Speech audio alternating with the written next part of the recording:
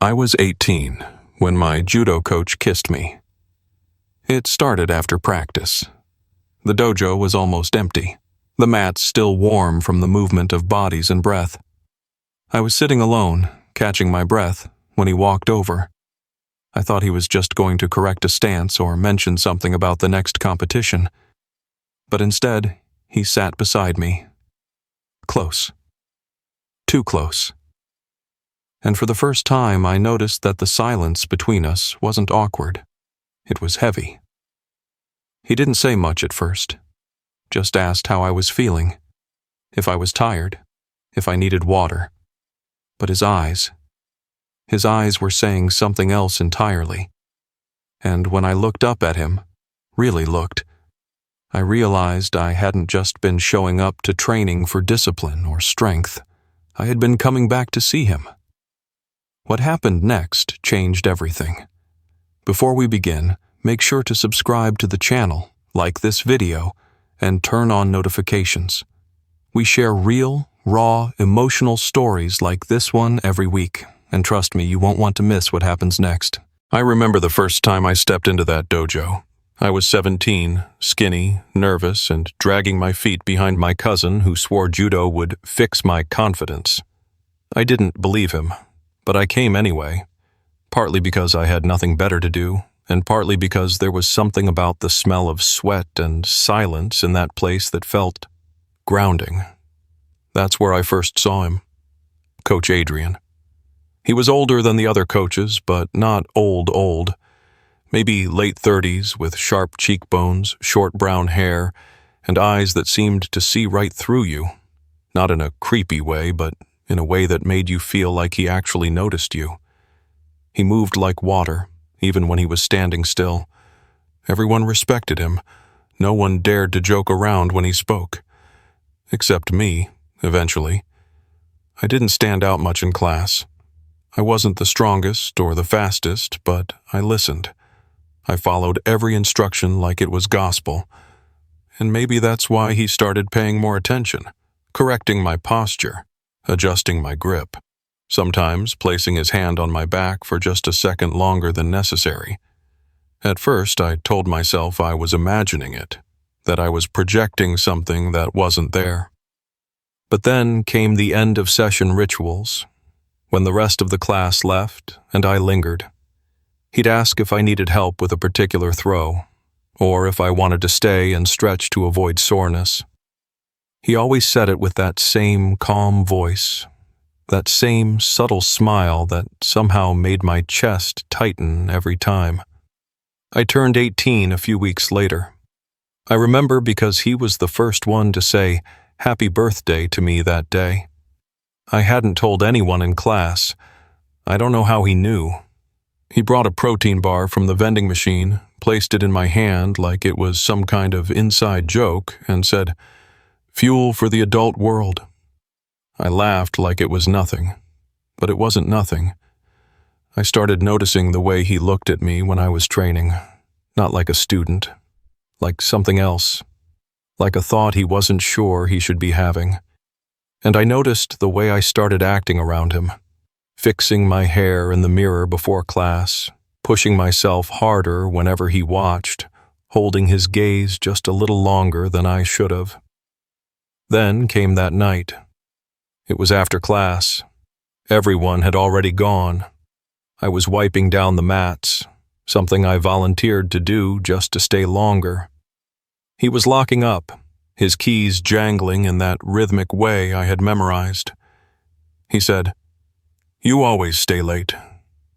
I replied, "Maybe I like the quiet." He walked toward me, slowly, deliberately. He stopped just a few feet away and crouched beside me, resting one knee on the mat. I stopped wiping. His voice dropped. "You've grown a lot since you started. Stronger, more focused." I swallowed hard. "That's the idea, right?" He nodded. "Yeah, that's the idea." And then it happened. He reached out and brushed a strand of hair from my forehead, gently, like it was something he'd been thinking about doing for a long time. My breath caught. I didn't move. His hand lingered, fingers against my temple, and our eyes locked. There was no tension, no resistance, just heat, and hunger, and silence. And then he kissed me. It wasn't rushed or rough. It was careful, slow, testing, like he was waiting for me to pull away. But I didn't. I couldn't. Because the truth was, I'd been waiting for that moment too. When we pulled apart, we both sat there, not saying a word, staring at each other like we were both trying to process what had just happened. But deep down, I knew everything had changed, and I had no idea what would happen next. The next morning, I couldn't focus on anything. I stared at my phone like it owed me an answer, opened and closed Instagram 5 times, stood in the kitchen pouring cereal I didn't touch. My mom asked if I was okay, and I just said I was tired. I wanted to tell someone. I wanted to say, my judo coach kissed me last night and I kissed him back. But I didn't even know how to say it to myself yet. I went back over every detail in my mind, the way he looked at me before it happened, how he leaned in slowly, like he was giving me time to stop him, how I didn't, and how afterward he didn't pull away like it was a mistake. Just sat there, breathing hard, like he was thinking about what came next. But that's the thing. He didn't say anything. After the kiss, we didn't speak. We just stood up slowly, gathered our things like we were strangers, and walked out of the dojo into the night. He nodded goodbye. That was it. And now, I didn't know what to expect. I got to practice early that day. My heart was hammering so loud I could feel it in my ears. I kept checking the door like some guilty kid, waiting to see his face and find out if everything had changed. Or worse, if he was going to pretend nothing happened. He walked in 5 minutes before class started. Same posture, same face. He greeted everyone like usual, said, "Hey, ready to work?" to me with a half smile, and I just nodded. It felt like whiplash. 1 minute we're kissing on the mat, the next I'm lining up like just another student. No mention, no glance, no crack in his voice.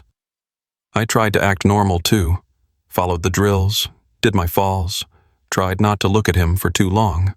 But every time his hand brushed my shoulder or adjusted my stance, something in my chest jolted.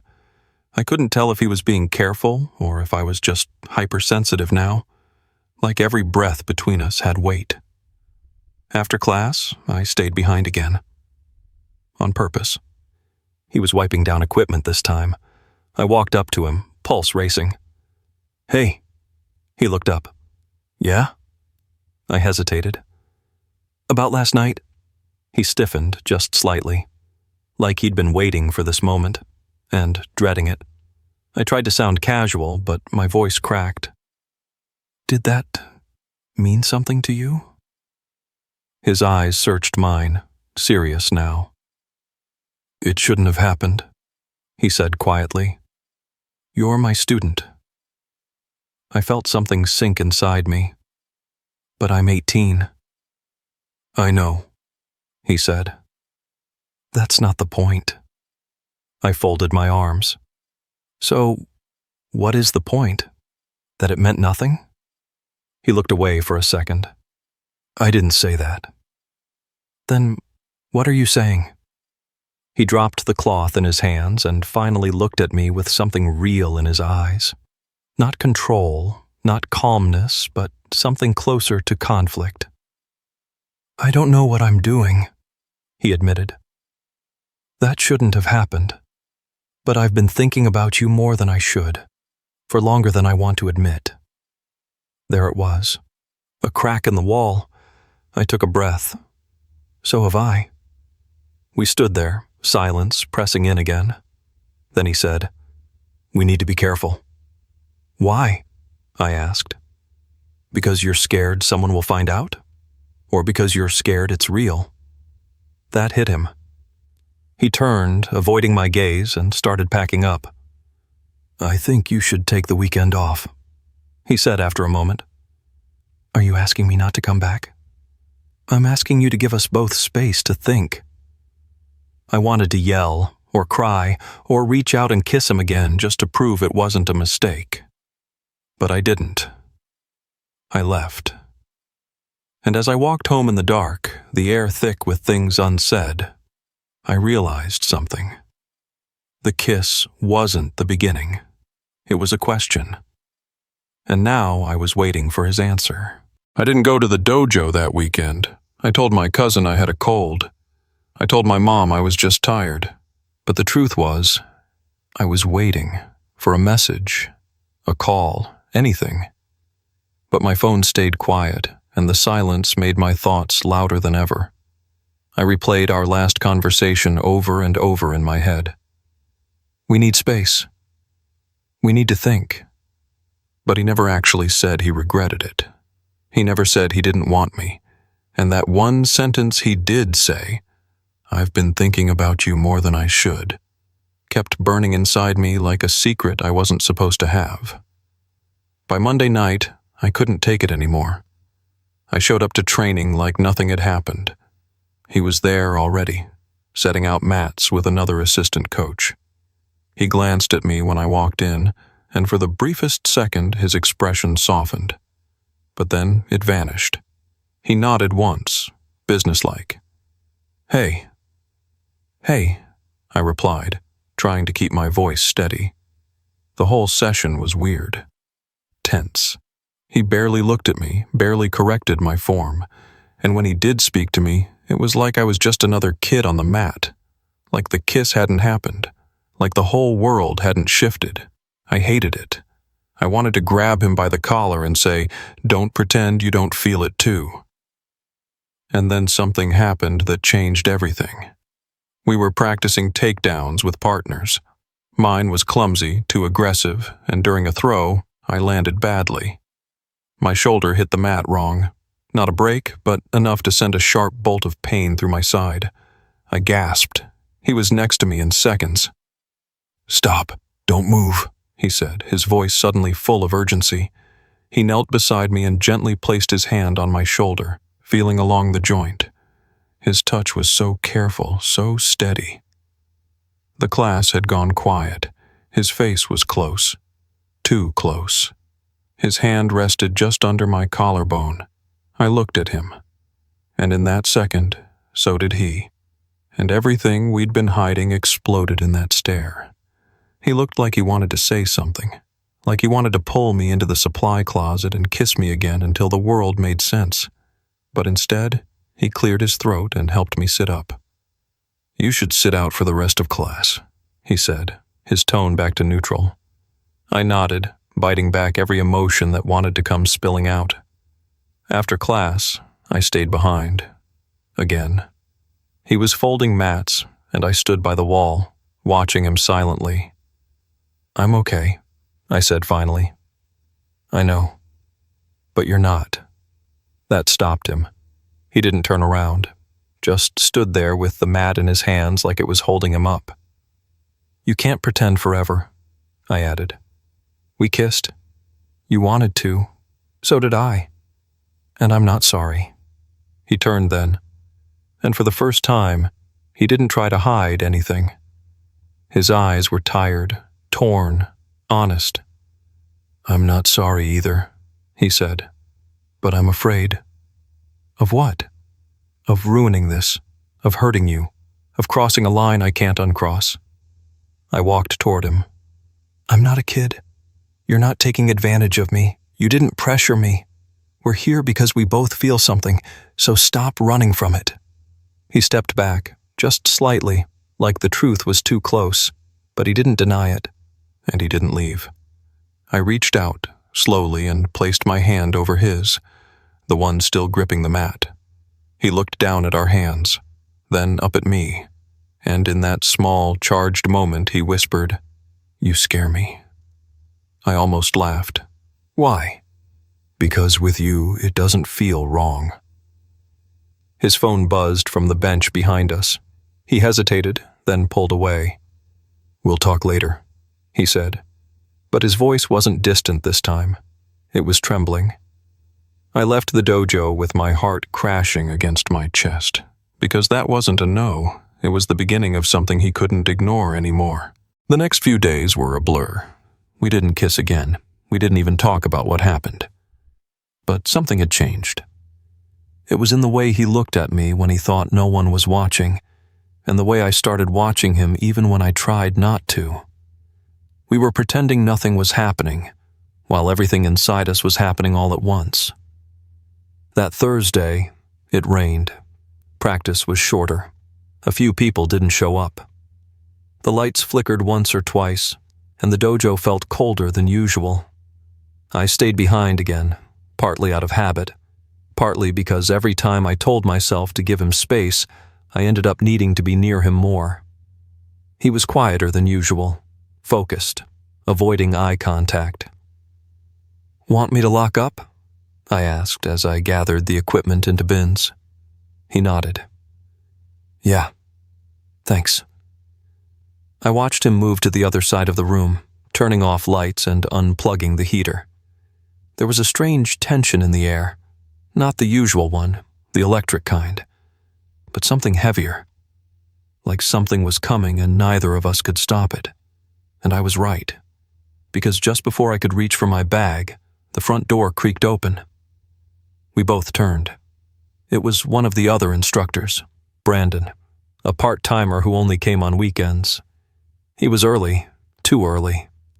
His eyes darted between the two of us, lingering a second too long. "Didn't know anyone was still here," he said, stepping inside with wet shoes. "Thought I heard voices." Adrian froze. I watched him carefully, waiting to see what he'd do. "Yeah, just finishing up," he said quickly. "We're heading out." Brandon looked at me, then back at him. Something shifted in his expression. Something curious, not necessarily malicious, just aware. "I'll grab the gloves from the back," he said casually, but his tone carried an undertone I didn't like. He disappeared down the hallway. I looked at Adrian. "Do you think he—" "I don't know," he muttered. "Maybe." I could tell by the way his jaw tightened that he was already spiraling, already building every worst-case scenario in his head. "Even if he did," I said gently, "we didn't do anything." He shot me a look. "Didn't we?" That stung, more than I expected it to. When Brandon returned, his demeanor was polite, professional, but I could feel it. The change, the tension, like a fuse had been lit. After he left, Adrian sat down heavily on the bench, running a hand through his hair. "This is what I was afraid of," he said, barely above a whisper. "One moment, one glance, and everything could fall apart." I sat beside him. "Then why did you kiss me?" He looked at me, really looked at me. "Because I couldn't stop myself." I nodded, heart pounding. "And I didn't stop you." He exhaled, shaky. "If someone reports it, I could lose everything. My job, my reputation. It won't matter that you're legal. It won't matter how careful we were. All they'll see is the coach who got too close to his student." I looked down at my hands. "And what about what we feel? That's the part that makes it worse." His words hit like a slap I didn't see coming. I stood up. "So you'd rather lose this than take a risk?" He didn't answer.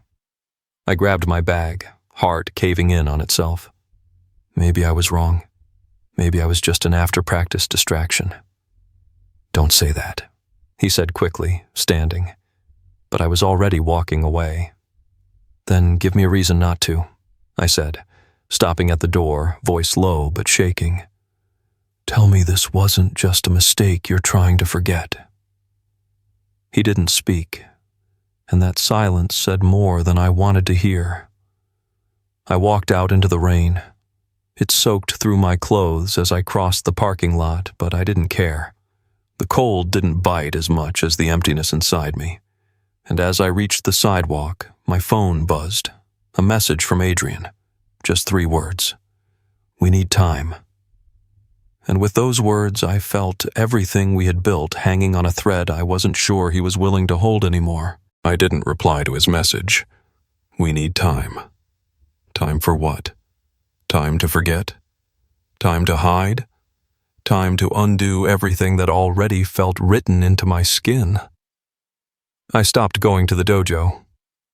My cousin asked why, and I told him I had an injury. Which wasn't exactly a lie. Not a physical one, at least.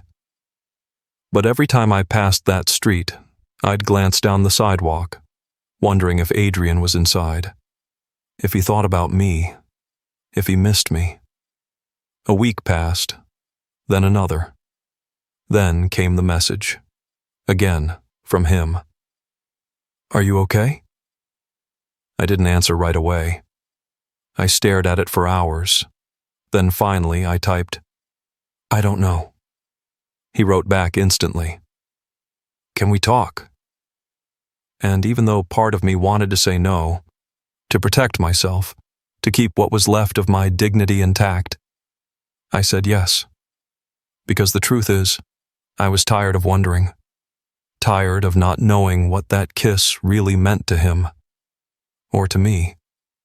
We met at a small cafe, not far from the dojo. Neutral territory. He was already there when I arrived, sitting at a corner table by the window. He stood up when he saw me, like he wasn't sure if he had the right to be comfortable in front of me anymore. I sat down. The silence between us felt thick, like we both wanted to say everything but didn't know where to begin. Finally, I broke it. You said you needed time. Did it help? He looked down at the cup in his hands. Not really. I nodded. Then why did you say it? He leaned back, took a breath, and looked at me. Really looked at me. Because I was scared, he said. Still am. Of what? Of the way you make me feel. My heart stuttered. That sounds like a compliment, but you're saying it like it's a problem. He gave a sad smile. It is. For me. I've spent so many years keeping things in straight lines. I kept everything neat, professional, predictable. Then you walked into my class, and little by little, it stopped being neat. I swallowed hard. So what was I to you then? An accident? No, he said immediately. You were never an accident. He paused, then added, but I tried to treat you like one, because I didn't trust myself. I looked out the window. People passed by, umbrellas in hand. None of them knew that inside this cafe, 2 men were quietly falling apart. You kissed me first, I said, and then you ran from it, and you never asked how it felt for me. He blinked, eyes softening.